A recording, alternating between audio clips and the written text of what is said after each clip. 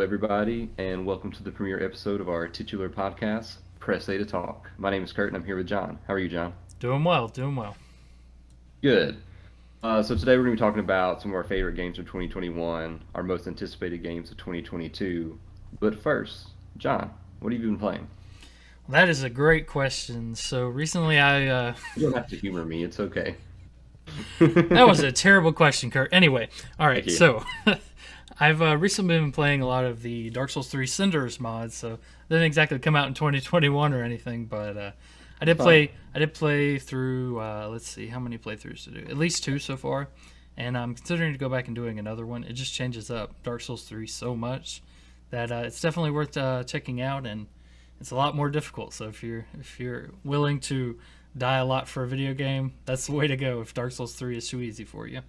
What about you? Is this on? Is this a mod on Steam?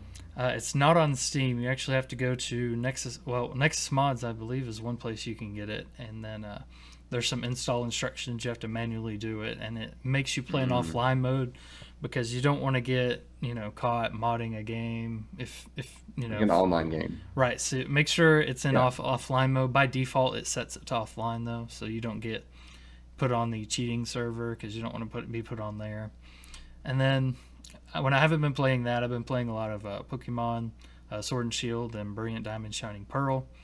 Been collecting a living dex doing that, and You caught like 10 shiny Ditto the other day, and yes, I like did. Yeah, a thousand shiny Dialga, and all yeah, that. not shiny Dialga, but I did catch how many, six shiny Pichus, and what else? I got a Grimer, a Zubat, all of those shiny. So it's pretty nice. I've been adding on to my shiny collection, and then recently all of us got together to play Witch It. I got a nice Yeah, little that was a little good prop time. hunt game. Yeah, it was fantastic. I loved every minute of it, and had to make sure everyone else gave it a go as well. What about you? What games have you been up to?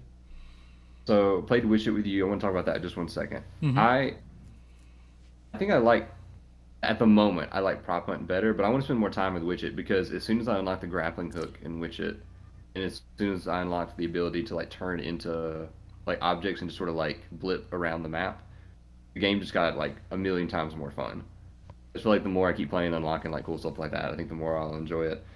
One part I of think that the one. game that I want Go to ahead. say is the ability to grapple the witches because Mhm. you instantly catch them. You don't have to shoot them with potatoes. You don't have to hit them with your broken sword or anything. You just grapple hook them and you got them. And for context, Witch It is it's basically prop hunt where there's a group of witches that disguise themselves as mundane objects, and then there's a group of hunters that go and try to find them and throw potatoes at them, I guess, because a gun would be too violent. Yeah, prop hunt, which is I assume kind of the originator of that gameplay idea, is really fun, and I think I'm gonna agree with Ryder. Just the nonsense of turning into like lamp poles and like cars and just like scooting across the building. There's just something like hilarious about that inherently, even though Widget is certainly a more polished experience and probably would provide like more long-term fun. But to answer your question, I'm started Death's Door this afternoon. Hmm. I want to code for that from a trivia thing. Hey, congratulations! And thank you. I made it to the final round. Didn't win, but that's okay. Um, yeah, I got Death's Door, but then I remember that you talked about wanting to do like a backlog crew on Death's Door, so I think I might hold off on playing that. But I enjoyed what I played so far. I played like 30 minutes. It's a really cool, beautiful game. Even on Switch, it looked gorgeous. And then yesterday, I finished a game called The Artful Escape. Have you heard of that? Never heard of it. So it's on Game Pass. It's about a character who is essentially like Bob Dylan's nephew. So this character's uncle was a really famous folk musician, and this character also plays guitar, and he's having his like premiere concert Hmm. at a festival honoring like the 20th anniversary of his uncle's album. So everybody's like, "Yeah, dude, we can't wait to hear you play some folk music. It'll be just like your uncle's up there again." And he's like, secretly deep down, he's like, "I don't like folk music. I want to play electric space music and be wild and there'd be lasers everywhere." But he's like lying to himself to appease the people around him. Anyway, it goes It's just a theme off to the my rails. life, really. Yeah. What did you say? It's just a theme to my life, really. Oh no, John, if you want to play electric space music, you should play it. Thank you. I Yeah, so appreciate that. he goes on this like crazy journey of self-discovery that's like kind of a platformer, kind of just a walking sim, but he gets this crazy space guitar, and while you're walking through these like gorgeous landscapes, you can just hold down the square button or the X button and just shred on guitar. Just shred an awesome solo, and then you stop and there's really cool background music, but then you can just hold it back in and the guitar solo comes right back in. You just jam the whole time. Like 4 hours long. It wasn't like the best game ever, but it was a good time, and there was like some pretty cool, inspiring stuff in there. Sounds like a really good theme they had for the game, for sure. Yeah, I mean, like I really think I don't know. It didn't speak to me directly. Maybe that's because I'm in denial about what I really want to do with my life. I don't know, but like I could see that really resonating with certain people because it's presented in a very human way. Like I grew to really care about the character.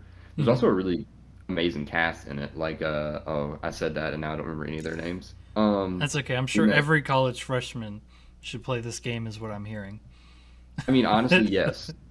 I think the woman that plays Cersei in Game of Thrones, Lena Headey, is it Hmm. Headey? Yeah, I think so. She's in there, and then I don't remember his name at all, but the guy that plays the in the Mandalorian, the guy that gives the bounties. Hmm. You see him like in the first episode. That guy plays one of the main characters, and he's really good. Anyway, I also played Gravity Rush, and Gravity Rush That is is fun. surprising. They had a really interesting cast for that. I thought you were like, it's very surprising that you played Gravity Rush. No, no, no, no. I was picking up where that other game. It just took me a minute to realize, like, for a 4-hour video game, that is a surprising cast. Yeah, and it was like I think technically an indie game. It was published by Annapurna, who published like all the big indie games that like get in your feels. So I Hmm. mean, it's not like it was a one man team, but or a one person team, but it was still not like a AAA game. So it was really cool to see like such big name actors and actresses. Um, yeah, and then I also played Gravity Rush. That's a good time, even though they just assume that there's going to be a sequel, even though they had no guarantee there's going to be a sequel, and they just don't wrap up the game at all. You're just playing and you're playing, and then you fight a final boss who's just is just a boss that shows up, Hmm.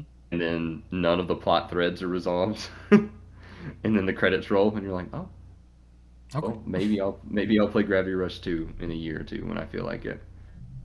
Yeah, that's all. I'm biding my time for Legends Arceus to come out next week. So, and by the time that I actually get this edited and uploaded, it will probably already be out. So I guess we just dated it, but that's fine. Yeah, it's perfectly Um, fine. but before we potentially talk about that game too much, I wanted to start by talking about our favorite games from 2021. So this is January 20th. I'm just going to say the date when we're recording this, okay? So we've had enough time to think about all the games we played last year and all the ones we liked, and we're each going to share five. I figured we could start. It doesn't matter to me. We can start with you, number five, me number five, you number four, me number four. Sounds good. When we talked about this, we talked about how like whether they should all exclusively be games that released in 2021 or just anything that we played last year that we really liked. Mine, double checking it now, mine is all exclusive releases, but John, if yours not, I'm happy to hear where your passion is. So go ahead and hit me with your number five. Yeah, I'll let you know that all of my games that I decided to pick were from 2021. Oh, So, nice. so yeah, I made Yeah. sure to look through everything I'd played this year or had watched streamers play, Huh. because there may be some games that I haven't played just yet, but watching streamers play them, I got to see a lot of the game. I got to see the mechanics and Hmm. the story, and I can tell you that they were really good games. So that's Yeah, actually fair going to enough. be number five for me, is Webbed. So Webbed. Webbed, Okay. yes. So you get to play as a little spider, and you're journeying around through the world, helping out as many people as you can, and you're looking for your significant other that you really like. It's another spider that got kidnapped Oh. by, I believe it was some bird. I don't remember what kind of bird. But so your main goal is to go around and get assistance from all these different groups, I would say, I guess. So you got the ants, there's some dung beetles, and all sorts of insects in the game, and it's just a fantastic experience because you get to run around and just make bridges with your webs and get ants out of sticky situations and pull them out of harm's way. And it's just a little 2D platformer with puzzles and Just some fun web slinging action. If you don't like 3D Spider-Man, you could be a little spider running around instead. So Can that's you number like can five you for me. like you like flip around to like Yes. grappling hook kind of with your webs? That sounds really Yes, you cute. can. You can What's make elaborate bridges. You can make slingshots and everything. It's what's like the fantastic. art style?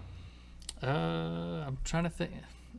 Is it I don't. like cartoony or is it It like is. It is realistic? cartoony. Yeah, it is Okay, cartoony. Yeah, it's fantastic. It's 2D sounds as well. adorable. It is. You should look it up after this. Do you happen to know the developer? I'm I trying to can. put you on the spot. I'm I just can look curious. really quick. While he's looking, this is a good time to point out that my list is going to be relatively mainstream and basic compared to John's, because John's always just pulling games out of the ether that I've never heard of that sound really fun. But Absolutely. So the developer for this is S Bug Games. So makes sense. okay, Makes sense with the okay, bug theme. they knew what they were about when they made that studio. Right. Well, that Hmm. sounds cool. I'll definitely have to look that up.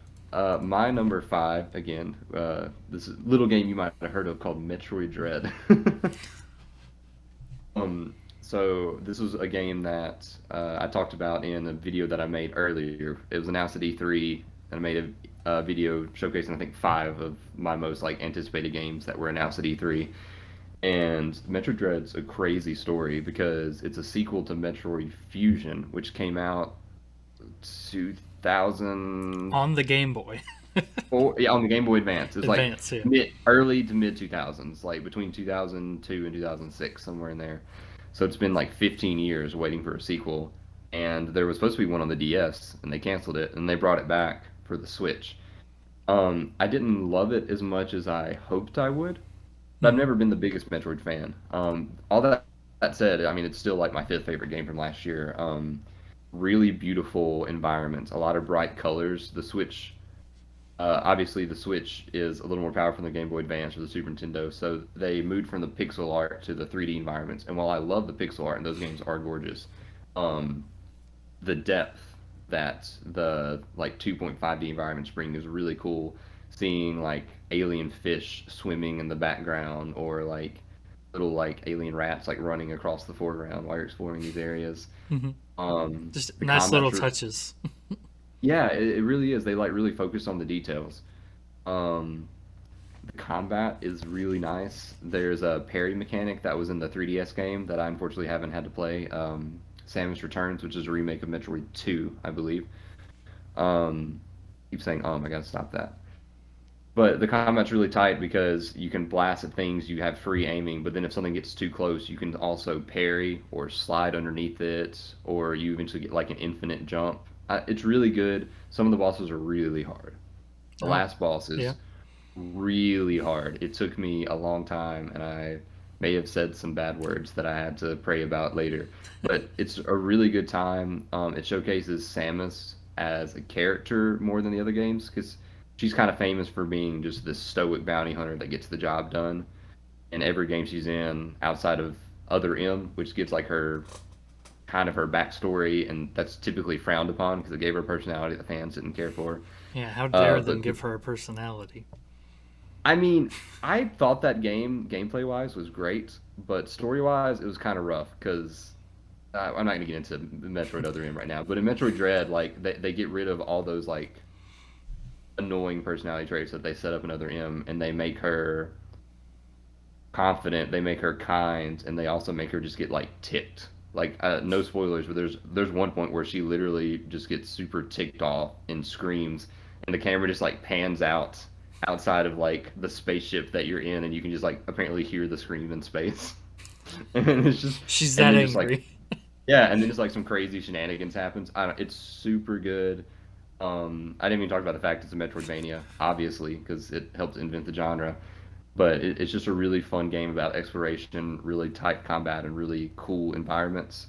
Not my favorite Metroid game. Definitely not my favorite Metroidvania. Everybody should go play Hollow Knight. But Metroid Dread was like a really solid surprise from last year for sure. Absolutely. Okay. All right. So we're ready for my number four then. Yeah, go for it. My number four, you've actually talked about previously already. Death's Door. So I Hey, seen some gameplay from a streamer. I have yet to purchase the game because of the fact that we may be doing a backlog crew on it in the future. Who knows? But Death's Door, I did see, like you had said. You said you've seen it for about 30 minutes. I had a little bit more of an extended period of time watching a streamer play it while I was. Promise I wasn't watching that while I was working. That's not a thing. But but Death's Door looks just fantastic. If you've watched our tier list for Pokemon, you'll know that I have a soft spot for birds. So, or if you heard any of my birds in any of our previous videos. So, And they're being very quiet right now. yeah, I put a sheet over them, like I do at night. But I went ahead and did it now since it's already later in the It's evening. nice. So yeah, so they're okay. But that was to let them calm down a little bit and not screech during our video. But Death's Door, you run around as I believe you were a crow. I hope I'm not Yeah. offending anyone that's played Death's Door. But you run around with a sword and a bow, and you're just running around, and you were, if I'm not mistaken, a reaper of some sort, right? That's right. And then you end up on a quest, and you're going around fighting all these epic bosses and just having an all around fantastic time in this very, very beautiful world that they've created. And just overall, it just seemed like a very great game, and I'm excited for us to play it if we do play a backlog crew on that in the future. But if we decide not to, I will definitely be picking it up and playing it on my own time there. Yeah, you've definitely seen more of it than me, but it looks gorgeous. And I beat the first boss like right before we started recording, and it was obviously simple because it's like a tutorial boss, but you could tell it was just like very meticulously designed, where it telegraphs its patterns, but it's still kind of tough. I died once on a tutorial boss. That should tell you something. But it was a good time, and it's just I can tell there's going to be so much personality and charm. Like the more I get into it, there's like one tutorial character that's like, "Oh hey, you're a Reaper. All right, do it, kill me." And then you hit him, and he's like, "No, that didn't work. Try using a charge attack." And he just teaches you how to use all your different kinds of attacks. Hmm. Then he's like, "Oh well, don't be embarrassed. It happens to everybody sometimes. Maybe you can try again later when you learn some new attacks." And then I don't know. There's just a lot of personality. I love when Yeah. games are like the writing is like self-aware like that. Or I don't know if self-aware is the right word, but clever, interesting. Hmm. Um, but yeah, that's a good choice. That's one of the ones that definitely like I knew about, but just didn't make time to play last year. But I'm Right. not like you. I can't watch a streamer play a game that I really want to play. I just like go blind to it, and Hmm. then just wait and hope that I don't forget about it. Well, it depends on the game for me. So if it's something I've heavily anticipated like playing, then Yeah. it's like I am gonna avoid every spoiler whatsoever. I want to be surprised when I go through this. But this is one of Uh, those games that wasn't really on my radar. But whenever I got I whenever I believe we had discussed around when it was coming out, and then I started looking it up, and then one of the streamers that I like to watch ended up. You can just ignore the moth that just flew by. I was wondering if that was like a bird or what just No, happened. it's a little moth that got in here somehow. Anyway, That's awesome. so it was just not on my radar whatsoever. And then one of the streamers that I watch was playing it, and I was like, "Well, this game looks really cool, so I'm gonna watch some of it." And then we had started talking about doing a backlog crew about it, and I was like, "Well, guess I shouldn't have watched and play a little bit of that, but that's perfectly fine." I didn't see most of the Yeah. game. I seen some of it, and it just looked like something I would want to play. So Yeah. You should definitely do that after absolutely. Ryder makes us play whatever Ryder wants us to play. Um, my number four is a game called Cyber Shadow. This was a game that was published by the Shovel Knight team Yacht Club, and the art style is a lot like Shovel Knight, but also it's an homage to Ninja Gaiden. Hmm. So you're playing as the name implies, like a cyborg ninja, and you're just running through these really tightly designed levels where just a ton of enemies and obstacles and platforming is in your way. It's really Hmm. challenging. Like the bosses in this game are probably overall harder even than the ones in Metroid, and the levels are definitely harder. Because it's supposed to be like Ninja Gaiden, which was just horrible to you if you ever played that on the NES. Mm-mm. And just you're supposed to die over and over again. But this game, it's not overly punishing because there's checkpoints. Well, that's There's good. several checkpoints level. Yeah, there's I would say there's never a section longer than 2 minutes before there's a checkpoint. So there's a couple dozen enemies between you and a checkpoint, and some crazy platforming, and some lightning falling from the sky, and razor blades shooting everywhere. So it's hard to get to the next checkpoint. But you're never just having to redo the same thing forever and ever. Amen. The controls are really tight. The movement is great. You get an awesome dash ability that you eventually get the chance to like charge up, and you can just launch yourself all the way across the level.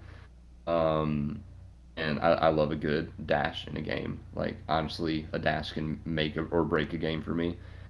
And it looks gorgeous. If you haven't seen screenshots of, I'm gonna edit this and throw some gameplay of this, but it looks gorgeous. It's a really good game. It's pretty short. I think it's somewhere between 8 and 12 hours, and it also encourages replaying it because you get abilities later in the game, and then it's kind of Metroidvania in this sense where you can use those abilities and go back and unlock more power-ups from earlier levels that you couldn't reach before.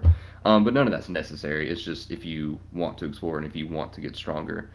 The story's absolute nonsense. I don't really remember what happens, but I definitely remember when I finished playing just being like, I saved the person I came to save, but everything's bad. I don't know. It was the story was nonsense. So don't put too much stock into that. But it's a really cool premise with some really neat ideas and really cool aesthetics that are like cyber Japanese samurai. So I don't know. I recommend it.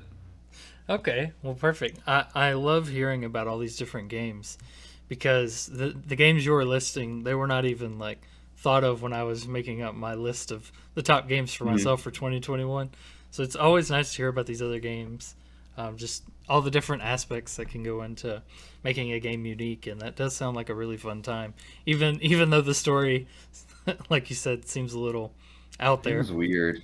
It was weird. It was like save my cyber daughter, and it's like, wait, is she alive or is she like, is this a person that I'm like? What am I doing? Is she important or is she just important to you? Like, what's happening? But anyway, The answer what's your is number three, yes to John? everything. All Yes, right. all of the above. So I don't know if you've heard of this one or not. I think you might have actually. So this is called 12 Minutes. Oh yeah. Did you play it? I, I think the two of us just had the most positive exchange that anyone who's played 12 minutes has had about this game. Yeah, I played 12 minutes. I came to Game Pass and I just picked it up and finished it in an afternoon.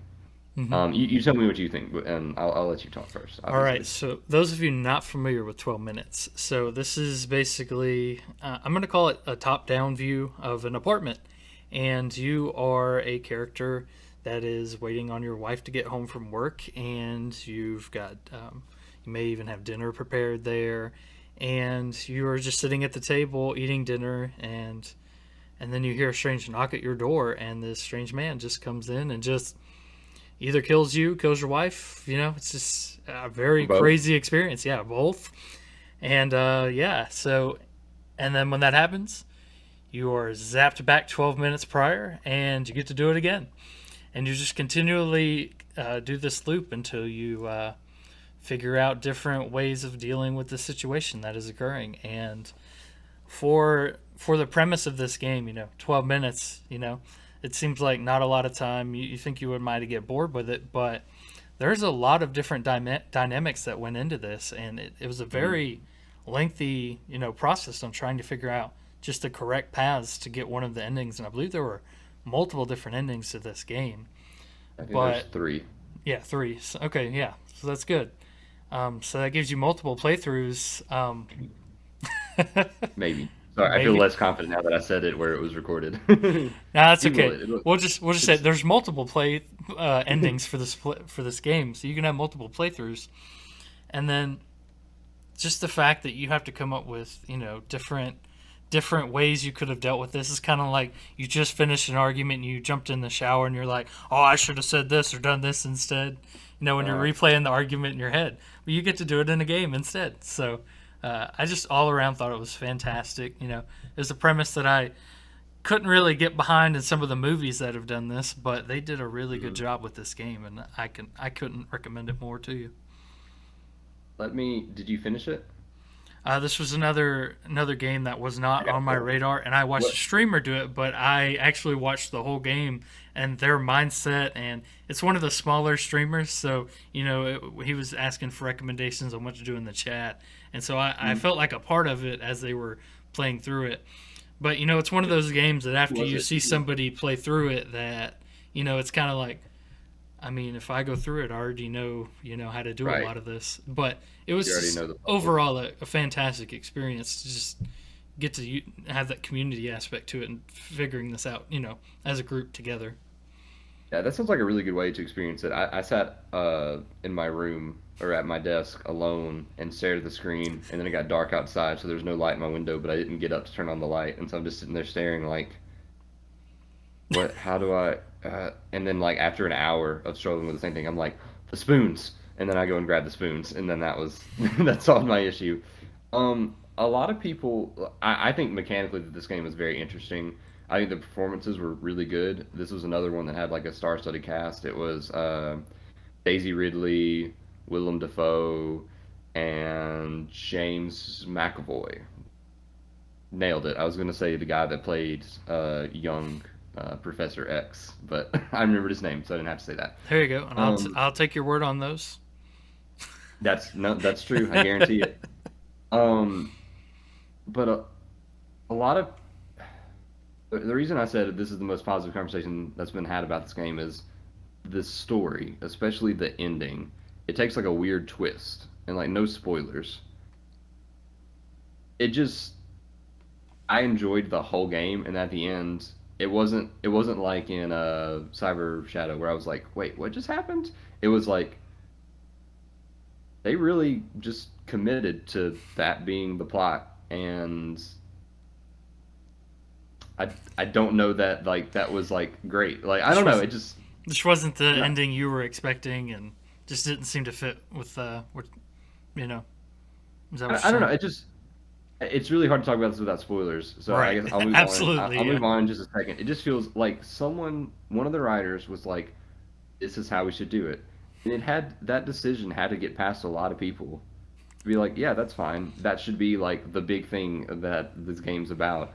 And I just feel like the game didn't have to be about that. I just feel like that's a weird decision. I don't know. So you're Maybe I'm just So I think what I I don't think know. I get what you're saying here. You're you're saying somebody that had this idea and everyone was like halfway listening. They're like, "Yeah, sure, sounds good," and then they just they went with it, and then everyone was like, "Hmm."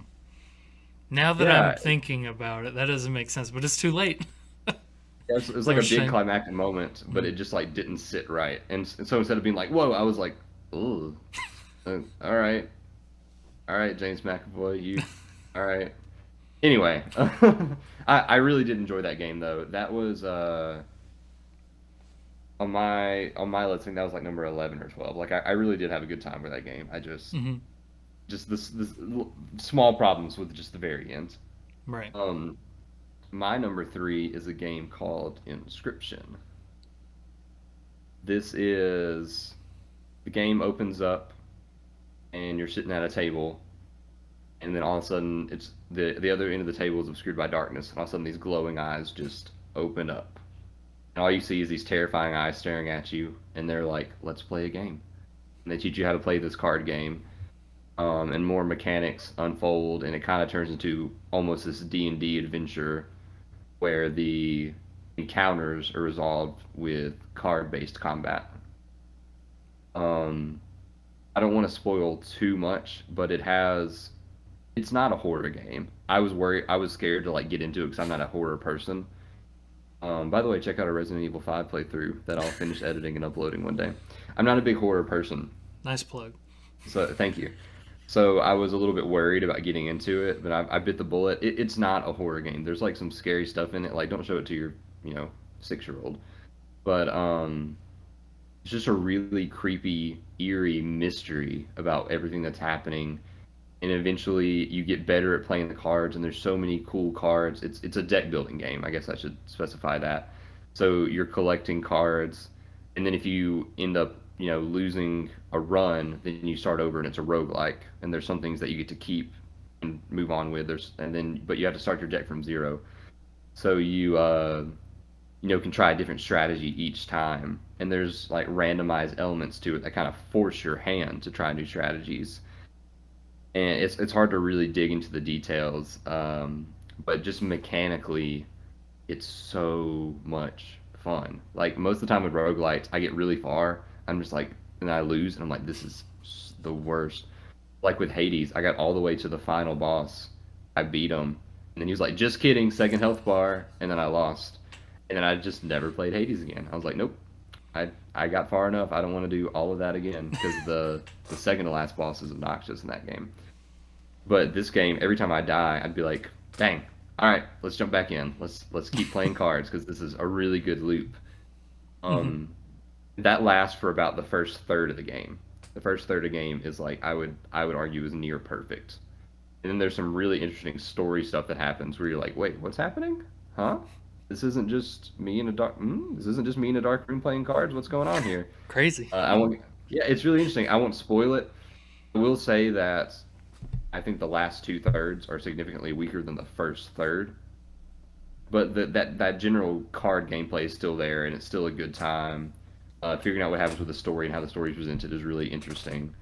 But that first third is so strong. Ooh, my computer just went to sleep.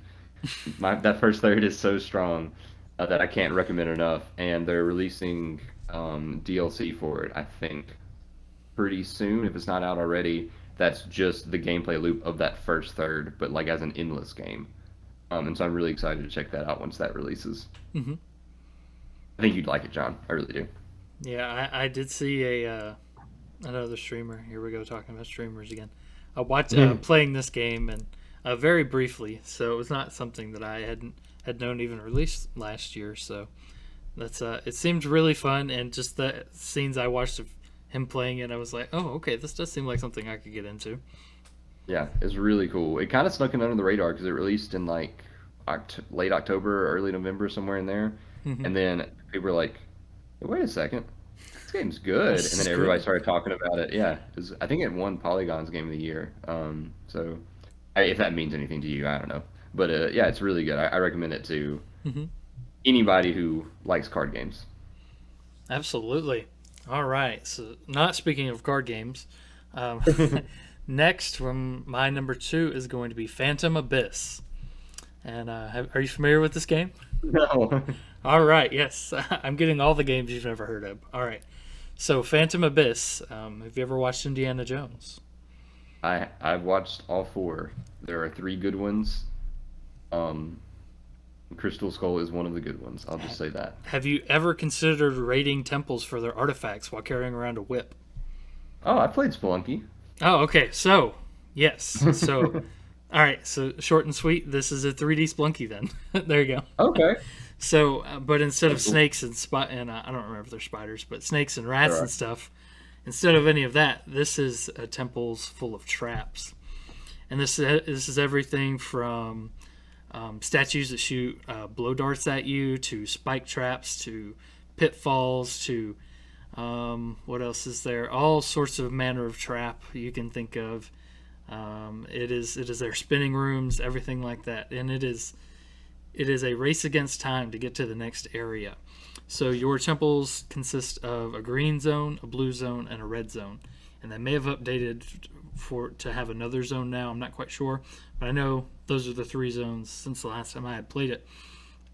And you start out with just a regular whip, and you play through the game. And I believe you'll stop at the green zone first, and you can collect. You can choose to take this path to capture a relic.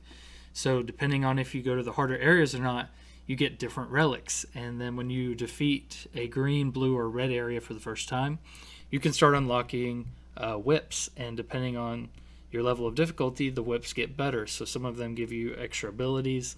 Some of them keep you from taking fall damage. Some of them are long. What is it? Some of them give you extra health. All these other different buffs you can have to make the challenge easier. Now, if dealing with these randomly generated traps and everything sounds difficult, but wait, there's more.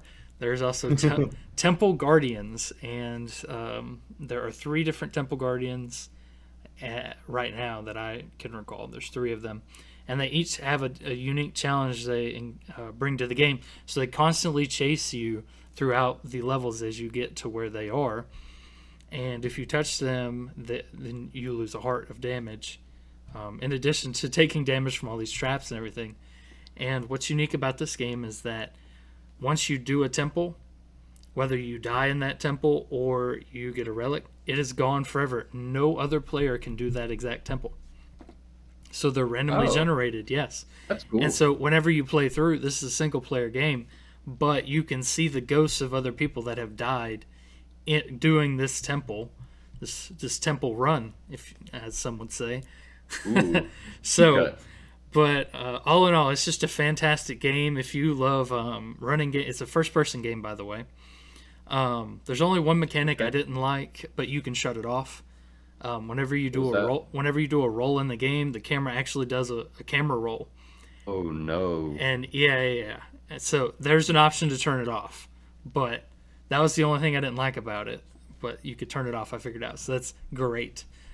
Oh my But gosh, I can't imagine. That sounds awful. but But the all game in sounds all, cool. it is an Yeah. amazing game. I believe it's only like $20 or something. I hate to say that and then be wrong, but um, That's okay. We're not marketing. It's okay. yep. I'm trying to see who made the game real quick because I'm bad about that. It's published by Devolver Digital, and then the developer team is Team WIBY. So I believe Gotcha. that's another indie development team. Hmm. To my knowledge, I hadn't heard of Yeah, them before. But Devolver's like Annapurna, where it's like another like big indie publisher. Devolver mhm. actually published Inscryption as well, I believe. Did So they do Death's Door as Devolver's, well? I want to say they did. I think they did. Yeah, I think I saw that logo pop up, and they also did Fall Guys. Hmm. So Yeah, that's it's a definitely a pretty, studio I keep an eye on for our other thing that we do. yeah, the Fantasy Critic. Yeah, Yeah. yeah. It's Devolver's definitely like a pretty good gauge of like a seal of quality. Hmm. Yeah, what do you say the game was called? Phantom Abyss. So, Phantom and it Abyss. is available on Steam, and highly recommend it. And they just keep dropping more content for this game. They keep improving upon it. And one thing I didn't mention is as you collect the relics, you have a relic room that you can see all your previous relics. You can collect more. You can collect multiples of the same one, and you won't Mm, get more than one, but you get to keep all your unique relics, so you can collect them all. It's pretty cool. And the same thing with your I love whips. that. Your whips have different pedestals for each of them.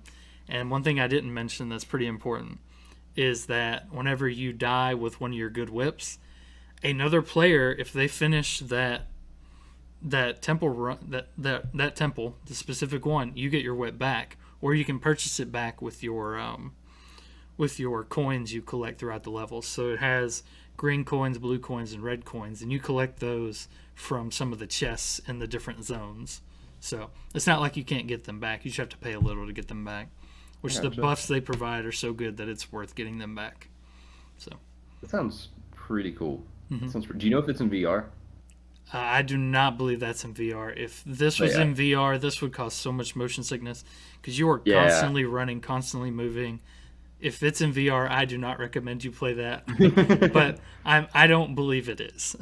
Gotcha. Okay. I was just thinking this is either the best VR game or it'd be like the worst VR game just for the motion sickness. You would end up jumping inside your home to not fall down a never-ending pit, and then you would run into something and hurt yourself. So I'm All going right. to assume this game is not in VR. Gotcha. Don't do VR then. Got it. Yes. All right. My number two is new Pokemon Snap. Did you end up playing new Pokemon Snap, John? I did not, just the original with our backlog crew. Yeah. So I just know you've been like shiny hunting and just trying to complete your living deck. So I know you're super into Pokemon. So I wasn't sure if you checked Mhm. this out. I'm not gonna lie. This game has problems. I pretty much I think I pretty much started every single one of my top five games with this. Hold on, don't get too excited. But no, like some of the progression's a little bit annoying. It's a little bit ambiguous of what you have to do. There some people have complained like it's repetitive, but it's like it's Pokemon Snap. The original Pokemon Snap had way less variety than this one does. I love going through the same levels multiple times and getting like better pictures. Because the first time you go through, it's Mhm. just like you're on a track, okay, and you're going through an environment, and there are Pokemon just out there living their lives, hanging out. Some of them are smiling for the camera, some of them are running away, some of them are minding their own business. and the first time you go through an area, it's just really absorbing it because the game is beautiful. I think it was made by That Bandai sounds right. Namco. Hmm. Yeah, Bandai Namco. That's the one, not the other thing. And it looks gorgeous. If you're one of the people that doesn't think Pokemon looks as good as it should, play new Pokemon Snap because it looks great.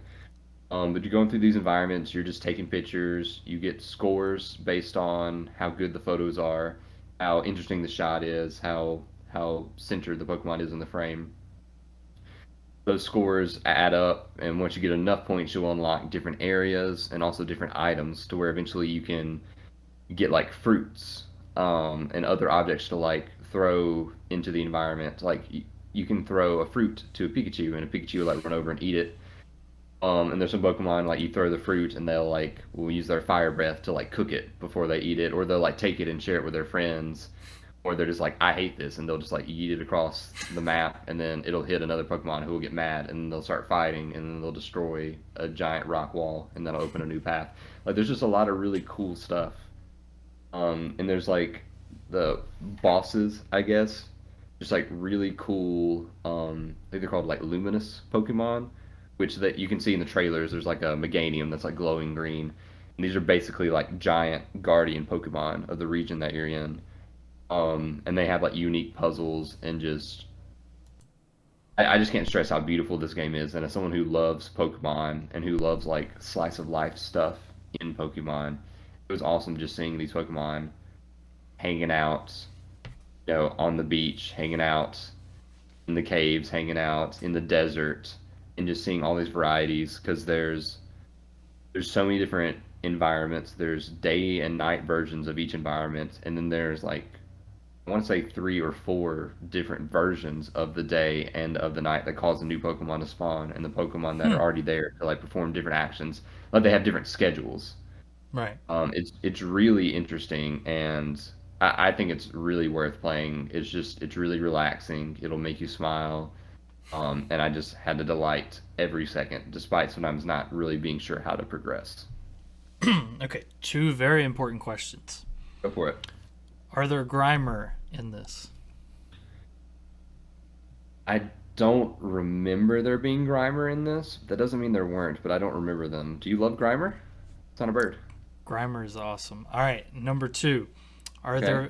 there Vivillon in new Pokemon Snap? Yes, they're like, Okay, that's better. That's better. yeah, they're like they're pretty much the main Pokemon in this game because the Vivillon has the different wing patterns based on like what area of the world it's from when you catch one in like the normal games. Well, in this, I'm pretty sure Vivillon is in almost every level, just with a different wing pattern depending on where they are. So in the forest, they have like the forest pattern. In the desert, they have the arid pattern, and that kind of thing. So yeah, those are everywhere. So you'd be very pleased with that Okay, good, good, good. Okay. game. So you can take as many pictures of Vivillon as you want. As somebody who just completed their Vivillon collection recently, it's exciting to hear that they're in new Pokemon Snap. You would love that game. But before this becomes your number one game, what's your actual number one game? All right, so my number one for 2021 was Tribes of Midgard. And I know, Kurt, you've heard me talk about this game once or twice. So, I was very close to like buying it and trying to jump in and play with you, but my life was very busy and I didn't have any time, so I did not. But yeah, that's that's perfectly tell me fine. about it. I made a lot of different friends on Discord, joining the server It's for awesome. Tribes of Midgard. So that the weekend that this game came out, I actually spent the whole weekend playing it. Basically, I would just join up with different groups, and we would all get together. We were all learning how to play the game still, and I got to be one of the few people that helped, make the good strategies for getting through the first saga of the game. It Mm. was pretty exciting. So everyone was learning it at the same time because it was brand new. I think it had just came out 2 days before, and I ended up in I don't know how many groups, just getting the perfect strats to make it through. And I think the quickest we were able to get through it was in 3 days. So if you're not familiar with the game, though, that's not going to mean much. So basically, the premise of the game is you are a Viking that has been sent sent to this world to protect the Yggdrasil. Yggdrasil, yeah, that sounds right. The nice, the fancy name for the tree. So there's a tree in the heart of this village in each of the games, and it's a randomized map, kind of like Phantom Abyss. So each of the maps are different, and you have to collect resources and fight the different monsters and the different outposts to gather more and more resources to ultimately fight the end boss. And in Saga 1, it is Fenrir. And so you have to collect these specific pieces doing different tasks. They can be everything from honoring a stag, the grand stag. I can't remember. It would give it a random name every time, but it would be a giant stag with glowing antlers, and you would have to go up to it and I guess pray to it, for lack of a better term.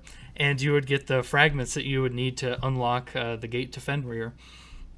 And then you would have to defeat and do different quests that were in the game as well as collecting other fragments that are deep underground, or you have to purchase them from one of the merchants, and they are very expensive. And you pay for everything in this game with souls. So all the enemies drop souls, and the treasure chests give you souls.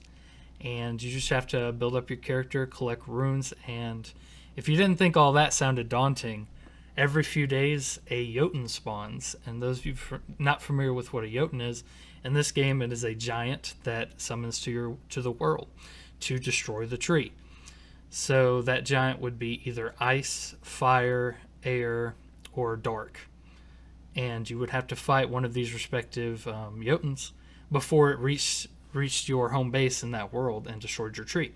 And you constantly have to be feeding souls to the tree because it constantly drains the life from the tree. Not just the enemies, but it just drains on its own. Mm-hmm. And then it has a day and night cycle, kind of like what's the game? Don't Starve. So it has a day and night cycle to the game, and at night your base, your home base, is bombarded by darkness-based enemies that spawn outside your gates. And so you can build defenses such as gates or archer towers to defend it. And then all of that goes into the game. So overall, it is just a fantastic, quick base defense / resource collection / base building-esque / giant monster fighting fantastic game. So it's just all of that packed into one. Is it top down? Is that the perspective you're playing from? Yeah, like isometric? It's basically isometric. Yeah, it's isometric. Yeah. Gotcha. It's just and then it's all Viking themed. So you've got your axes and you can use swords. What else? You got bows and arrows or anything like that, and it's just and giant hammers. There you go. So just any way you wanted to build your character, you can, and then you just collect all the different resources and try to survive is the name of the game. And I looked on my Steam page, and I put over 100 hours into this game last year. So yeah, I really enjoyed that game. Let's put it that way. So you kept referencing Saga 1. Is that just like the first level or world, or are there more sagas that aren't released yet? So it's akin to seasons for video games. So they're constantly pushing out updates to this game. Just like I had referenced on Phantom Abyss, where they kept adding more and more content. So the first saga was fighting Fenrir as the final boss. And you were on land and everything. You couldn't go into the water. Your character doesn't know how to swim, I guess. So if you were to roll off into a lake or into the water, your character would die and you would have to respawn. But Saga 2 is different. You are building boats, and the map is more aquatic based. So that just released earlier this month. I have yet to play Saga 2, but it is more around the lines of being based on building boats, getting more on that Viking theme. You got to build your longboat. Yeah. But that sounds cool. But yeah, so they're doing different seasons, and they have a set calendar, and they show you. So they always do a mid-season update. For example, the mid-season update, since this game came out in July, the mid-season update added 2 different variants of Fenrir for Halloween, and they had special Halloween events going on. And then they're going to be doing another mid-saga update. I don't know when that's going to release. It's on their calendar.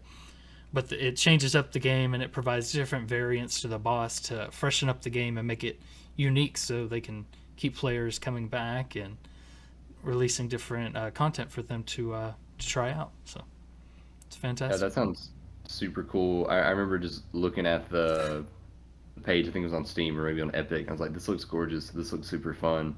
I'm like, it's 9:45 and I just got home. I don't have time to do this right now, you know? Right. Um, so that's one that I definitely feel like I missed. And I'd love to find the time to do it. That and Valheim, both Hmm. apparently just super good kind of Norse themed games that my friends got into that I just missed out on. But I'd love to try some Midgard. Well, that sounds really good. Hmm. My number one is Marvel's Guardians of the Galaxy. I was really excited about this when they showed it off. That was another one of those that was in my E3 video that I made. Can I jump in real quick?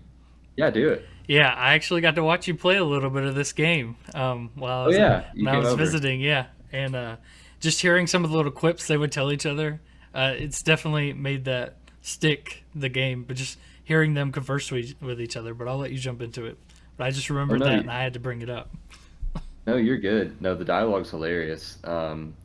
But when they first showed off this game, a lot of people were like, I don't know, this looks bad. And I was like, what do you mean? This looks awesome. This is like it's like Uncharted meets Mass Effect meets, just Marvel movies and just all combined. And obviously, I'm not saying it's as good as Mass Effect. If we were doing a list that wasn't, or if I was doing a list that wasn't just games that released in 2021, like Mass Effect would be my game of the year from last year. But talking about ones that just released in 2021, like Guardians of the Galaxy is so good. The environments are gorgeous. You go to all these exotic alien locations. No two places feel exactly the same, but they also don't feel mundane. Some levels take place entirely on just like giant ships that you explore, and there's all this alien technology around that doesn't really make sense, but it's like, well, of course it doesn't make sense. It's alien. Like this is just super cool high tech nonsense. Other planets are just covered entirely in some uh, like Hmm. bioweapon pink goo that's like just destroying the remnants of a war. Like some are just these beautiful landscapes that are being beaten down by an enormous like thunderstorm, and then there's rain, and there's like all these vivid flora and like wild looking fauna running around, and it's just so good. The characters are really fun. They feel completely distinct from their MCU counterparts. So if you're thinking, oh, I don't really like the Chris Pratt or I should know more of Dave the Batista. actors. Dave Batista, That's all I Bradley got. Cooper, Groot. Zoe Saldana, and Saldana, I believe actually. I believe there's a yeah, and then Vin Diesel. There we go. Got them all in there. There you go. If you're not a big fan of those, then this is completely different. They're all based on the same characters, so there's like a little bit of crossover, but their personalities are really unique in this, and they're all really entertaining characters. I think Drax is just one of my favorite characters, period, based on this game. Because in the movies he's just kind of a joke. It's like just Dave Bautista being weird, and it's like, Comedic ah, look relief. at me, I am weird. Yeah, but in the game, like he's still comedic relief. Because his whole thing is he only speaks very literally. Um, and I forget what he said at one point, but he says something like, man, I can't do this joke justice, but he says a joke and he says it like it's a metaphor. He says, you are an X. And then somebody's like, you only ever speak literally. Was that a metaphor or was that a simile? And he's like, no, it was a metaphor. And I don't know. And then he's like just immediately speaking like literally again. It's just really entertaining. So all the characters have like funny quirks like that, but then they also all have really serious moments. Like Rocket is just a loud, obnoxious jerk, but then they give some insight into why he acts the way he does, and you like kind of feel for him by the end of it. Drax, it's no secret. It's kind of just part of his character is he lost his wife and daughter in a fight with Thanos. You know, Hmm. and that he's carrying that weight with him. Gamora is literally Thanos' daughter, and she's dealing with that. Peter's origin story is different than the MCU, and I'm not going to spoil it. But he's going through his stuff, and all the characters are lovable. All the characters are really relatable. And honestly, the story goes places that I really didn't think it would. It Hmm. starts out pretty basic, like, oh, we're space criminals out to make some money. Let's do this. And then it takes a really crazy, like, Square Enix Final Fantasy turn where you're just like, it seems kind of like nonsense. But then by the end of it, it totally and completely pays off in every way possible, where it's really touching. The stories feel really personal, and it really feels like the characters, become a family. It's not just like a group of people together. And I just please play it. It's super good. The gameplay is also really fun. It's not You the just, most complex thing in the world. What were you gonna say? you just described Fast and the Furious for some people. It just starts out I normal. We just race cars, and it turns into, yep, we got to save the world and become a never seen family. those. Never seen those, but that is pretty much the plot of the movie, so I can't argue with that. Um, the combat's fun. It's really flashy. There's a lot of really good music. There's a lot of really good 80s music that they've licensed that it gets thrown in there. Hmm. Like I was on the final boss battle and I was getting my butt kicked and I pressed the button to give me basically like my super boost. And there's a mechanic with that I don't love that I'm not going to go into details, but you do the super boost and then as soon as you finish that animation, the music changes to be an 80s song, and it's always appropriate to the situation that you're in. So for the final boss, it was the final countdown, and so it's just That's really hilarious. good. Yeah, and I don't remember all the songs in there, but there was like, Rick Astley's "Never Gonna Give You Up" was in there at one point, in kind of like a less serious fight. Just really good stuff. You can tell just like a lot of love went into this game, and it looks gorgeous. You got Again, rickrolled by a video game. exact. Yes, I did. I got ripped by a video game. I can't recommend this game enough. I was very surprised that I didn't see it winning many awards. I think it won something at the Game Awards, maybe best soundtrack or best adventure game or something like that. But it's really good, and I recommend it for anybody who's a fan of sci-fi games or a fan of narrative games or a fan of action games. Like it, I'm done. I'm done rambling about it. It's a really good time. That was my game of the year by a mile. It's nice to see that Um, our lists are so different. I'm guessing that our next discussion, it might not be the case for some of these. I I don't know. I'm looking at like my most anticipated games, and They may be but different then. let's just jump into it. I'll go first this time so we can finish with yours. All right. Wait. I'm Before we start, are you gonna sure. start with your most anticipated, or are you gonna work your way up? I'm gonna work my way up. So I'm gonna Okay. start with my like fifth most anticipated, and then end with my most anticipated. Okay. Just checking. Just checking. But I'm gonna throw this like huge asterisk. Mm-hmm. Uh-huh. I'm gonna throw a Asterisk. huge asterisk at the very beginning of this. Hollow Knight Silksong and the sequel to Legend of Zelda Breath of the Wild are my two most anticipated games. I do not believe that they are coming out this year. I have no faith that that's going to happen. So I picked five different games that aren't those. So if you picked either of those and you want to talk about one of them, now would be a good time to do it. I don't mean to like ruin your list, Well, but or we can get there. how about I just mention a game that I wanted to put on my list, but I was worried it wasn't gonna make it out this year too. Yeah, go for it. Go All for it. right. So I actually played a demo for this recently. It's an indie game. It's called The Way: Ash of Gods, and it's a card based game, but it's also got an arena for you to play on as well.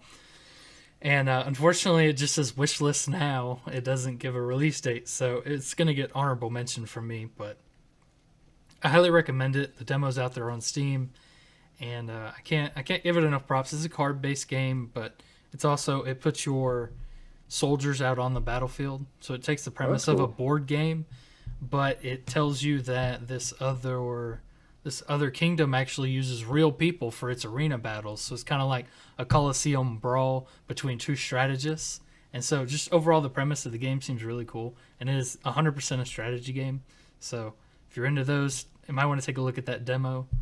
But honorable mention since it may not come out this year. Yeah, that sounds super cool. Hmm. I already talked about Hollow Knight. It's one of the best games ever made, and everyone should play it. And Silksong is an expansion that got turned into a full-blown sequel. And then the sequel to Breath of the Wild is the sequel to the Breath of the Wild. I don't need to talk about that one. It needs So no my introduction. it needs no introduction. My number five is a game called Stray. This was showcased at I think it was in the same showcase where the PS5 was revealed. And then they showed off some gameplay last summer. You play as a cat who's in this like futuristic kind of cyberpunk might not be the right word, like cyber dystopian city. And the cat's just all by its lonesome. It's trying to find its way out of the city to get back to its family. But it turns out this city is has been abandoned and is inhabited entirely by robots. And so it's all about um, platforming and solving puzzles and like meeting these robot characters and finding robots that will like help you achieve your goals. And it's got this like really futuristic thing where these like little alien monsters are everywhere, and you get like a little alien or you get like a little robot backpack carry Hmm. around to help you like deal with those. It looks adorable. The movement of the cat looks really fluid. Like as someone who just got two cats, like I'm just a big softie for cats. But like you jump around like a cat. The puzzle solving is hilarious because in most games you're like, oh, I need to take this, and then you get the character, and they're like, all right, we need to get it over there. So they like lean up against it and like push it really slowly over. But there's one where the cat has to like standing above a skylight, and it has to like get down to the room below the skylight. So it like climbs up way up high, and there's like a paint can or something, and the cat just like walks up to it and just like turns its head, and then just like paws at it, and it like knocks something over that makes the paint can tip and fall down like a story and crash through the skylight. So it's just like cat antics that also just happen to be productive, and it's not. It's just an interesting take on just the Hmm. solve puzzle to move forward genre, and it looks like it'll be really interesting. So I'm really excited about it. All right, all right. I have not heard of this game, but since last year I got a game about birds, I guess it's only fitting that this year all of my friends get a game about cats, since all of you have cats. We do Yeah, have cats, but I love giraffes, so I'm waiting on my giraffe game. The Last of Us Part One. All right, so Oh, that's true. That's a good game. That giraffe. all right, so my number five game is Dying Light 2. Okay. So I really enjoyed making my way through Haran in Dying Light 1. For those of you not familiar, this is a zombie game. And this game gives you a lot of parkour. And I don't want to say this and then be wrong, but I'm going to say it anyway. I believe Dying Light really opened up the parkour um, city running like genre originally when the first one came out. The only games I can think that were similar to that, I guess, would be the Far Cry games, you know. But that's There's become a lot more popular also now. there's also Mirror's Edge, but that franchise is essentially dead. So I Mm. think Dying Light is probably the most popular ongoing like first-person parkour game. Yeah, I don't know if it's a bias or whatever, but whenever if you were to ask me which game I thought was like the first like parkour, you know, 3D open world, I would say Dying Light, and I'm excited to get to run around in this. I don't know very much about the sequel. Like I said, this is one of the games I actually want to play, so I don't like to look up anything about it. But I'm excited to see what they're going to include to make this game even more unique than it originally was. It just seemed like I don't know if you ever played Dead Island, but Mm-mm. uh, so it's another open world zombie game, but there was no. I wouldn't say there's no parkouring or running around. There's a lot of running around, but I wouldn't say it's in the same in the same realm. There's a lot. There's not a much vertical play to that, but with Dying Light, you know, you got to do a lot of running around and even gives you a grappling hook later in the game. So kind of like Witch It, you know, you get to run around, flying around the city, but you also get the zombies to deal with. So it's just overall fun game. You can sink as many hours as you want into it, just exploring and getting you know any of the little hidden stuff you can find, or just trying to find all the best weapons for your character. So I'm excited to see how they're gonna do Dying Light 2, and I'm hoping they make a lot of unique improvements to it, and I'm excited to see what they're gonna do with that. They recently posted online that to complete Dying Light 2, it'll take at least 500 hours. Hmm. Yeah. I, So I know you're mhm. not planning on like, or I assume you're not planning on like completing it, but how do you feel about that? Because me, if I see a game is less than 10 hours, I'm like, sweet, that sounds awesome. So I wonder how you feel about something that we're like, So yeah, I believe they clarified that, and they are including every side quest. So right, that's like everyone saying, ah, you know, Witcher 3, you could take over 300 hours for that. So, that's but you true. know, the main game, you know, you can I believe they said 40 or 50 hours for the main games. That seemed pretty standard. That's true. With most of the story-driven games such as this, 40 to 50 seemed pretty average. In my mind, anyway. The story games that I play, most of them, anyway. So, but 500 to finish all the side quests.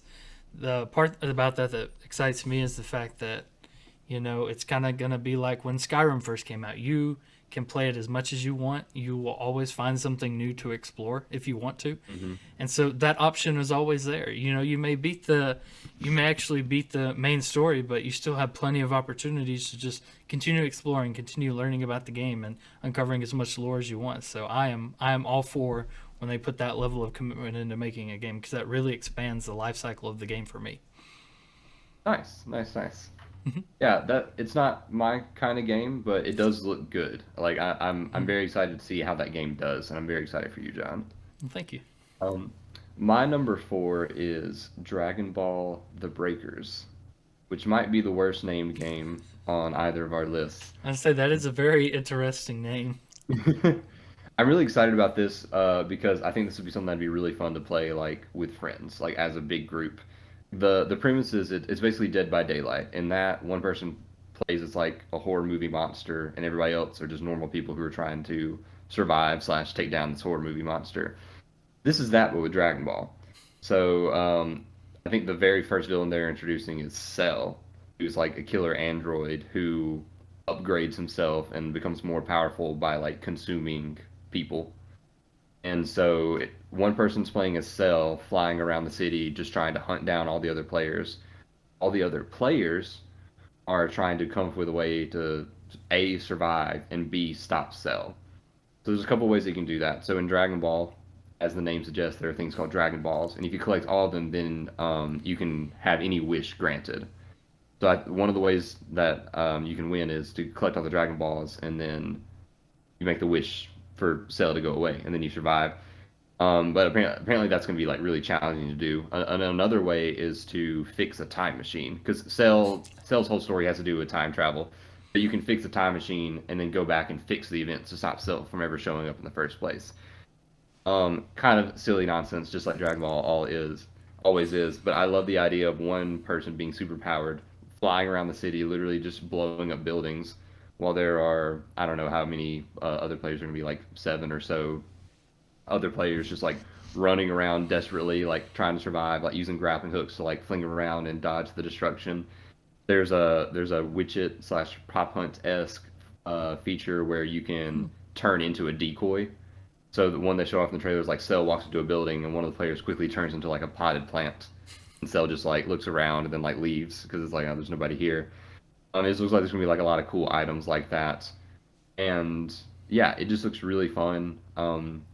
John, I know you're not like into Dragon Ball, but all of our other friends like really are, and so I could see this being something that, if the game turns out to be good, that we really sink our teeth into and can really have a lot of fun with. So, fingers crossed, please be good. Yeah, it sounds pretty interesting. It looks fun. It's just if they can nail the minute-to-minute gameplay, then I could see this just being hours and hours of a good time for us.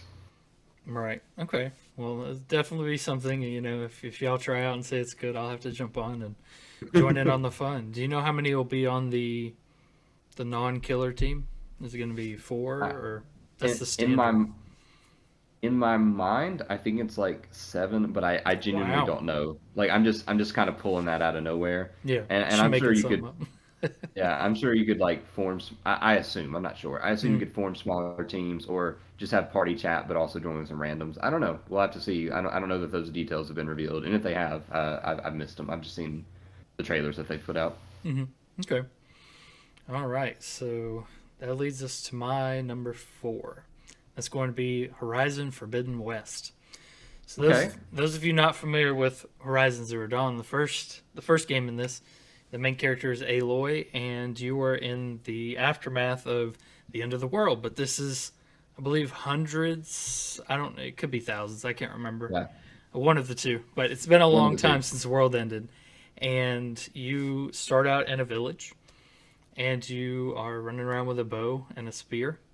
And you get to fight all these mechanical enemies, and the game goes from there. I won't really get into the first game. Mechanical animal enemies. Yes, That's like robot saber-tooth tigers and loosely based on animals, some of them. robot alligators and Right. it's really cool designs. I didn't mean to cut you off, John. Please go No, you're ahead. fine. So, but this is a continuation of that game. This again follows the main character Aloy through her adventures. Spoiler alert: through the West. So I'm assuming this is going to be west of the original location, which I cannot recall the name of, but that's fine. But yes, this is going to be taking us to a more tropical based area, if I'm not mistaken. And we're Mhm. going to be getting a whole bunch of different kinds of enemies and just getting into a new area. And if you've watched any of the trailers at all, you can see how beautiful this game is. And just Mhm. everything about the first game, everything from the enemies to the battle styles to the, what is the word I'm looking for here? Strategies and enemy manipulation when it comes to the arrows and the tactics you're using, and just the story itself were just all captivating to me. And I'm excited to get into the second one. And it's so amazing. I'm just going to jump ahead. I'm not going to say anything about any of my other games, but just how many games that are good are coming out It's all at once. crazy. My It's poor wallet. crazy. But Um, anyway, so I digress on that part. But Horizon Forbidden West is my number 4, and I'm just so excited to get back in and catch back up with Aloy and see what more adventures we can get into. yeah, Forbidden West is actually my number one. So I'm just going to jump in Ooh. and talk about it now. So this is my number one most anticipated game this year. It comes out in like a month. I'm super excited about it. They dropped a new trailer. I don't know if it was today, but it was recently that showed like some of the story. And it looks really cool. Basically, the idea is something is encroaching upon the I think the mother's heart is the name of like the Mm-hmm. first game's Mm-hmm. area. So something's encroaching upon that, like some kind of plague is like destroying the livestock and causing the machines that are otherwise docile to go crazy, and people are in danger and people can't grow food and they're starving. And Aloy's like, No. somehow yeah, well, somehow she finds out that the answer to solving all this, like fixing it, is somewhere out west, which is known as the Forbidden West. And so she's like, I'm gonna go fix it. A few of her friends are like, and we're coming with you. and and she's like, no, I'm gonna go alone. And they're like, of course you are, and we're coming with you. And it just um I love all the characters in the Horizon series. Aloy might be my favorite like female character just in gaming in general. Mm-hmm. She's a great protagonist regardless of her gender. But I think it's really awesome having such a strong female character leading another game like this, and now leading like a group of warriors and heroes out to save the world. I'm really excited to fight the new. Ooh, I just bumped my camera. To fight the new robot enemies that are going to be there. They showed off a giant like snapping turtle, which is my second favorite animal. So Mm-hmm. I'm excited about that. And the really cool thing about the combat is that each animal has different weaknesses, but the weaknesses are kind of they're based on the I guess the anatomy Mm-hmm. or like the blueprint of the animal. So for example, in the first game, there's an animal that can like shoot fireballs at you. And it's like, well, who would have thought it has like some kind of flammable gas tanks on its back? So if you shoot those blow up and those do extra damage.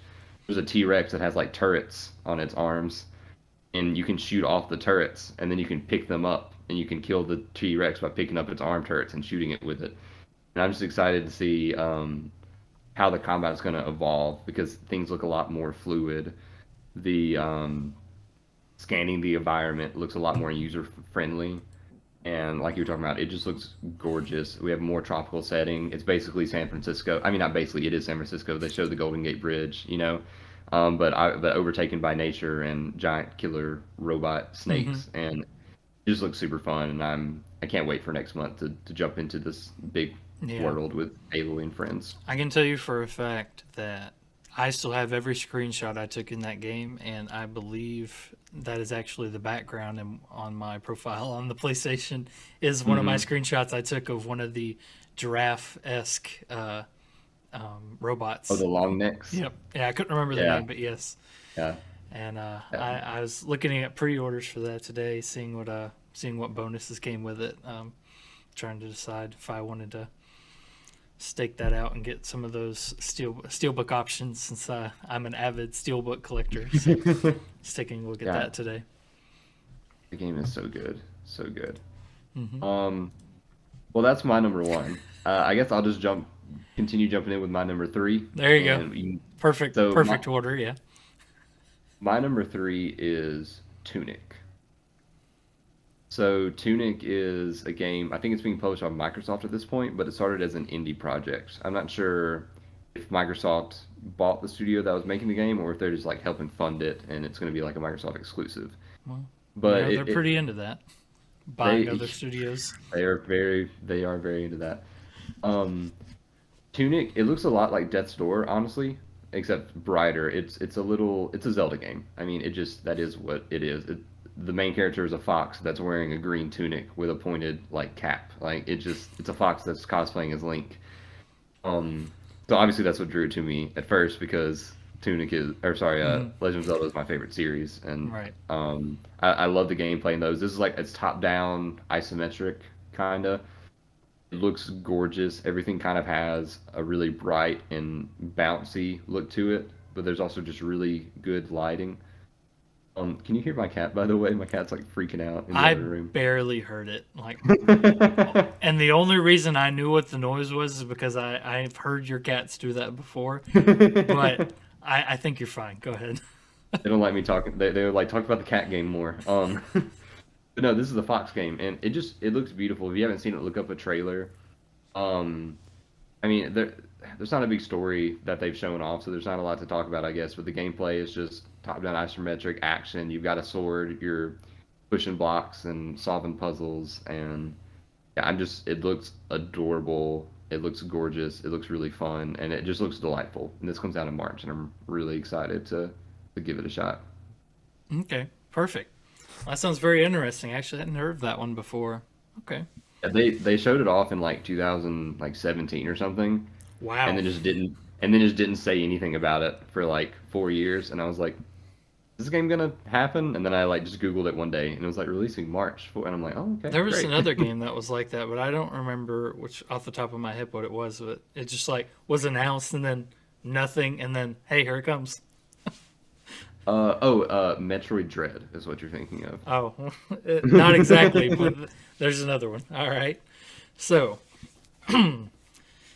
so my third game now is going to be Sons of the Forest. So, Okay. those of you not familiar, this is a continuation of the first game called The Forest.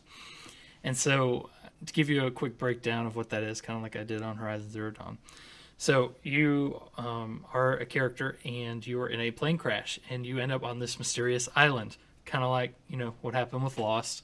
Anyway, so you immediately stand up out of the plane. Luckily, you're one of the people that had survived, and you start gathering resources. It's another resource gathering game. This is quite common at this point, but it's one of my top genres to play. But anyway, so you get out of the plane and you start looking around. You see no other people unless you're playing co-op, and then you'll see your other players running around. But if not, you'll see no other people if you're playing single player, and you have to figure out what's going on. So you start traveling around and you start finding these strange huts set up, but there's no one in them. You're finding some of your fellow passengers strung up or dead, and there's just massacres, strange, and you don't know what's going on. And then you start getting attacked by these strange cannibalistic creature people out of nowhere.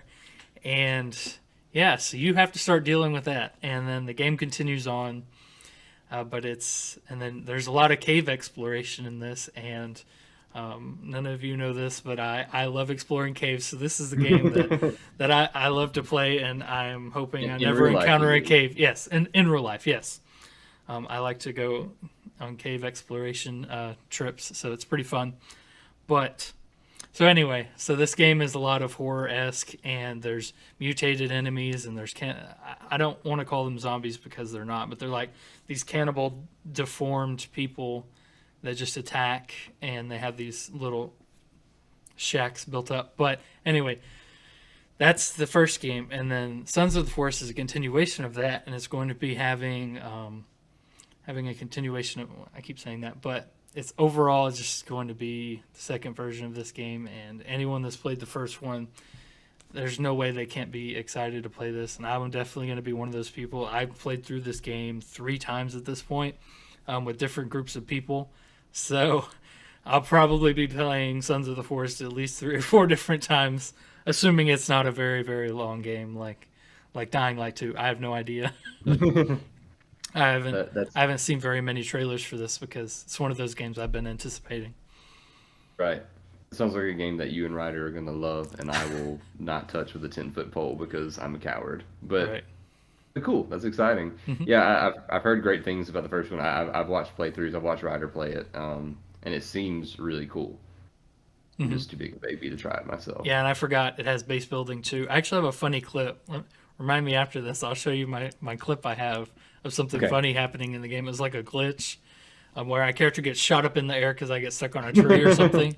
But just overall, it's a fantastic game, especially to play with friends. So, highly recommend if you haven't seen The Forest to play it and then get ready for the fun of Sons of the Forest. Nice. My number two most anticipated game is A Plague Tale Requiem. So, A Plague Tale Innocence came out a few years back, 2018 maybe, and I didn't play it until I got my PC and got Game Pass. See, 2 Christmases ago now. That game's fantastic, It's and on my it's it's on my criminal. to play list. Yeah, it is criminal how little it's talked about. It's again the team that made it is Adobo, I think, Hmm. or Asobo. I think Adobo. I think those are both studios. I think this one's Adobo. Um, it's so good. It's set during the Black Plague. It's set in France. You're playing as a young lady whose parents are killed because of the raiding that's happening with the Ryder's gonna string me up if I get this wrong, but I believe it's just not just, but I believe it's the Crusades that are happening around this time. The church is involved, and they're doing bad things as the church has been known to do, as they've not always made the best decisions, but Anyway, we try.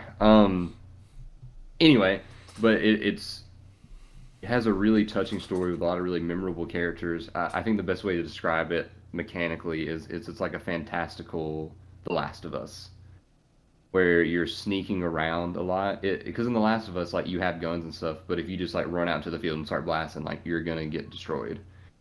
This game, you don't have a gun. Your main weapon is like a sling that the main girl uses, and she uses that to take out enemies from the shadows. And so it's primarily a stealth game, and then there's crafting elements where like in the Last of Us, while you're wandering around, you're like, oh, here's a glass bottle, here's some rags, here's some ropes. And then you can find a workbench and you can like, let's see what I can make. I can make some fire bombs. I can improve my slings, like the damage that my sling does. hmm Eventually you get to the point where you start doing alchemy, and it's like, oh, I can use this, and I can make something that will put out fire, or I can make something that will cause a distraction for the rats, because your main enemies in these games are church soldiers and rats. Because Black Plague was spread by rats. I think it was actually the fleas on the rats, but still. And this game leans into that hard, where there's literally, if you look in the trailer for A Plague Tale Requiem, there's literally like geysers of rats like pouring hmm out of the ground. Like it's terrifying, and you have to like make your way through environments that are just hmm flooded with rats like that. And anyway, I need to talk about the sequel. The first game is super good. It's a whole story. Like it's satisfying. It doesn't end on a cliffhanger. It's not like Gravity Rush where it just kind of ends and they're like, hope we get the funding to make another one. Like it's a satisfying conclusion, but it does leave enough open to where I'm excited to go back. I'm excited to see where these characters are, what's happening to them, what's happened to them since the last game. Because I think there's been a little bit of a time jump. Maybe not, but I think so. And just with the ending, like what's the church up to? What's happening with the rats and what's happening with the plague? How are these characters reacting to that? And yeah, I love single player narrative driven games that are like 10 to 15 hours, and that's what the first one was. The second one looks just as good. No reason to believe it's anything different. So I'm very, very excited. So that's my second most anticipated game. Okay, perfect. So we've actually heard all of yours at this point. Yeah. Um, so that leaves two for me to go over. And don't Yeah, worry, go for it, man. I'm sure these are on your list. Not top five, clearly, but I'm sure they're on your list as well. So let's go ahead and jump into number two here. That's going to be Pokemon Arceus. And hopefully I'm pronouncing that the way everyone else does. If not, oh well. So, I mean, it doesn't matter. I think Arceus, but it doesn't yeah. matter. All right, so Pokemon Arceus is going to be coming out pretty soon, actually. So I'm excited. Get to 8 days. continue, yeah, get to continue adding on to my living decks I've been working on, and get to go back to the Sinnoh region, but a long, long time in the past. So I'm excited to see what variations this game is going to have. Based on the trailers, they're going in a whole nother direction for this game, and I really want them to have done good with it. I'm just a little worried. You know, this is their first time making a game like this, so I want it to do well. And I guess we'll see how that goes. But so far, I'm liking all the gameplay I've seen.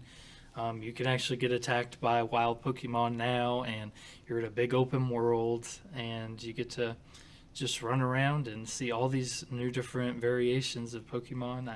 I avoided all these spoilers that have come out previously this week. So this is dating our video again, but you know, there were some massive leaks for it, and I've been trying to avoid them this close to the game launch. Yeah, Because, you know, every time you play a new game, you only get to play it for the first time once. So so it's all about that initial exploration for me, so I've been trying to avoid that. But from what I've seen and all the trailers Nintendo has put out officially, I'm excited to see what direction they're going to take for this. Yeah, I think it looks really cool. I was wary about it based on some of the things I showed off earlier, but they dropped a 13-minute gameplay demonstration. I watched that and I was like, all right, I'll succumb to my baser instincts and pre-order this. This looks fun. I am really looking forward to it. I'm very excited to play it next week. The only reason that it's not on my most anticipated list, I think part of it is it's because it's coming next week. Like it's here and I'm excited. You know, I'm not Right, like, oh my right. gosh, I can't. But the main reason is Shining Pearl, which I just finished a couple weeks ago. There was some problems with that game, man. Like, I completed the Pokédex in the original Pearl. I put in like 400 hours. Like, I know that game front to back. This was a very faithful reproduction of that, except for the leveling. The leveling due to the Very Force easy. Experience share, just everybody leveled up way too fast. And so the whole time, my team was just over leveled. I even trained a second team that I picked up halfway through the game. I got them to like level 40 before I switched back to my regular team, who were like only a little bit stronger than all the other Pokemon around me, instead of like 7 or 8 levels stronger. And it's like I shouldn't be able to accidentally create two 6 Pokemon teams just because I'm trying not to Right. overpower my Pokemon. And so that really killed a lot of fun of the game because you know I'm not saying Pokemon should be brutal and like punching you in the gut all the time. Like it is made for kids. I totally get that. But there's challenge that can be there and it still be a good time and still not be too hard. So, Kurt, the best part about this is if you legitimately want Pokemon to punch you in the gut, it's a good thing you ordered Pokemon Arceus because they actually can do that now. Oh. Yeah, fair enough. But I'm excited. I love the regional variants that Sun and Moon introduced and that Sword and Shield continued. Um, I love the aesthetic. I love that we're sticking with the Sinnoh region, although it's called the Hisui region in the past. Hmm. I'm very optimistic, cautiously optimistic that this is Right. going to be good. This would probably be like 6, 7, or 8 on like my most anticipated list. So I'm excited for it, but just a little put off by the Right. last game that came out. Yeah, and if you're a steelbook collector, it's very sad because they only released one for the UK, so you have to try really hard to get one. Anyway, You got one, right? I did get one. Yeah, I'm not gonna go into how much I had to pay for it, but yes, I. I'm sorry. Well, you know, just shipping in Yeah, itself from the UK. Anyway, I yeah, for digress. sure. All right, man. What's your number one? Oh, do All you want right. to talk some more? I'm No, sorry. no, no. All right, No. go for it. I think we covered Pokemon Arceus really well. And if anyone is interested in that game, they have seen a plethora of information about the game. So, all right. So that leads us to my number one choice, and that's going to be Elden Ring. I am very excited for this game. It's going to be the first, if I'm not mistaken, the first full open world Dark Souls like game released by From Software. So it's From Software, right? I'm not crazy, right? That's right. Okay, Yeah. just making sure. I didn't want to mess that up. But so it's not taking place in the same universe as the Dark Souls games, but it is the same studio that has worked on those. And whether it's in the same universe or not, you can tell by just watching the trailers or everything that it is heavily influenced in a manner of the Dark Souls games. So getting an opportunity to jump into another one so I can hate myself and constantly get killed by a lot of bosses so I can learn the mechanics and find out the different patterns and stuff I'm excited for, and I'm just ready to get into that. What about you? I, it's complicated. I love Dark Souls. Dark Souls Remastered and Bloodborne are some of my favorite games of all time. I played Sekiro for the first time during the pandemic, and it's amazing. It releases, I think, a week or maybe 2 weeks after Horizon Forbidden West. I think it's just a week. That's really close together. Like, Hmm. I have to pick one just to have time to like actually get through one of them, and I've decided to pick Horizon because I'm more excited about Horizon and continuing Aloy's story, and that stings because I love FromSoft's games, and I really do want to play Elden Ring. So the main reason that it's not on my list isn't because I'm not excited about it. It's because I've accepted that I'm not probably gonna be able to play it maybe this year. You know, it's because Horizon's gonna come out. Then a bunch of stuff comes out in March, then a bunch of stuff comes out in April, and it's just going to snowball. And then eventually I'll get it on sale or on PS Plus, and then I'll play it and be like, oh my gosh, I can't believe I wasted all Yeah. this time. So let me jump in right here to tell you. Yeah. Pokemon Arceus comes out the 28th. Mm-hmm. Sons of the Forest is scheduled to come out February 4th. Can you remind me what day Horizon Forbidden West is coming out? It's like the 20 something, like the So let's go 21st with or the something. 21st. And Yeah, I'm then pulling Elden that up. Ring comes out the 25th. Those are all of the games that I wanted to play. They're on my top five, and they all come out within a month of each other. So, What you gonna do, John? yeah, I guess Horizon it's is the 18th. okay. 18th. Yes. So all these So games, 1 week. my top five all come out within a month of each other. So I guess I'm just gonna have to tell work that I'm sick the entire month, so I have time to play all of them. You think that's okay? You think they'll be okay with that? Yeah, I think honestly that's the best move here. Just tell them. I'll just be straight up with them. Actually, I'll just tell them, look, five video games that I really want to play this year are all coming out within the same month. I'm just gonna need a month and a half off, Mm-hmm. and then just shoot them straight, and we'll see. They'll be And okay they'll with say it. Yeah, thank you for being honest. Let's do they're like, you know what? Here's a raise to go with it. Yeah, it. So you can buy all the games.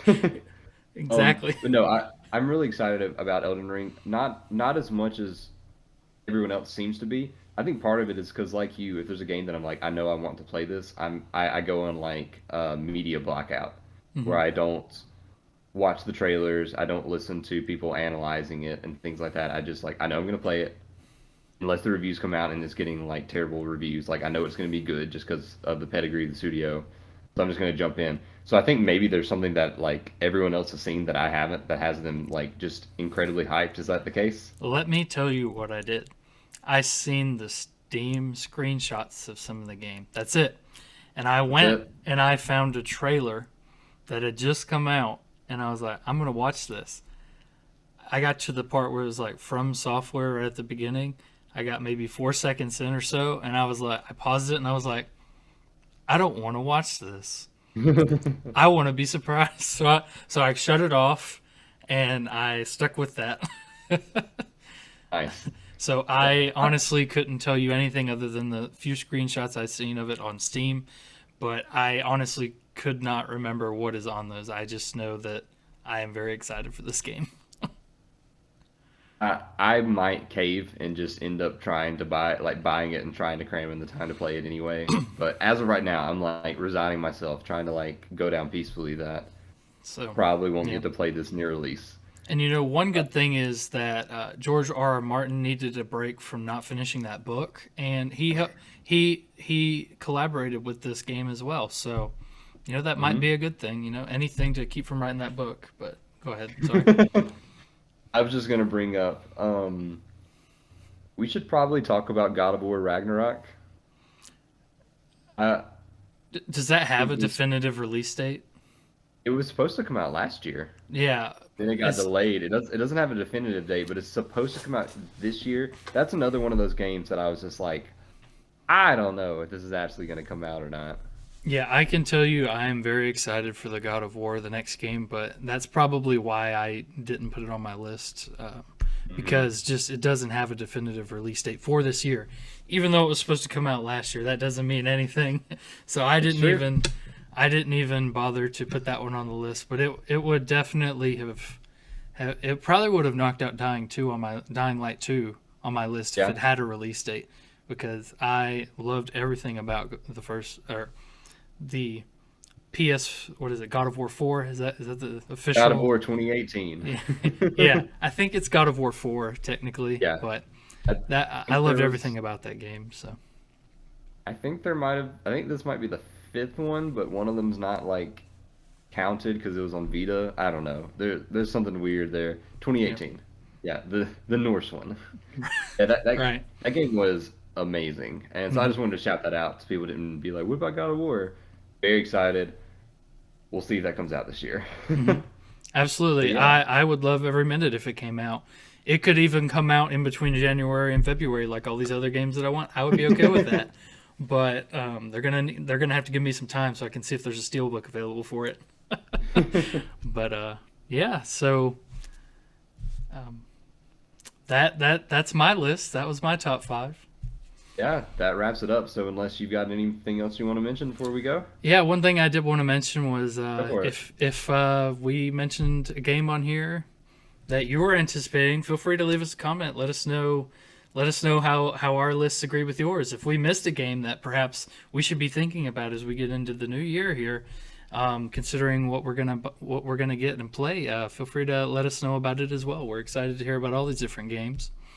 Yeah, tell us why we're crazy for not putting Chocobo GP on our list. I'm actually really excited for Chocobo GP. I'm sure Joe will send us a comment on that. Was it Joe? I don't remember. I think it was Yeah, Joe. yeah, it was him. Dude, I would drive to Vicksburg one Saturday and just sit down and play Final Fantasy go kart with him. That sounds awesome. Yeah. Anyway, yeah, please feel free. Let us know what games you're excited about, what games you liked from last year. If you enjoyed this, I'm gonna do the plug now. Please like, please comment, please subscribe. There's apparently a bell you should also click. Do all those things, because that helps support us. But John, thank you so much for being here. Everybody, thank you for watching the very first episode of our title show, Press A to Talk. Until next time, bye.